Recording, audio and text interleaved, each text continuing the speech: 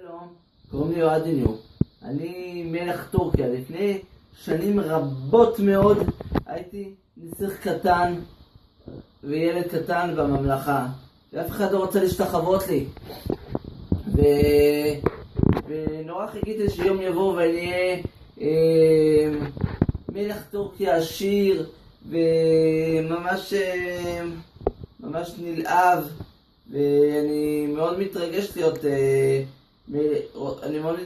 מלך טורקיה. הם יבחרו בי כי אני אוהב לאסוף כל מיני דברים אנטיקות ומלא דברים. תראו, למשל מצאתי מלא מטבעות זהב שאני מאוד אוהב, כי אצלנו בשוק יש מלא רוכלים ומלא אנשים טובים שרוצים לעזור, נערות יפות, כל מיני ילדים קטנים שמשחקים, ואני כבר מבוגר, אני כבר בן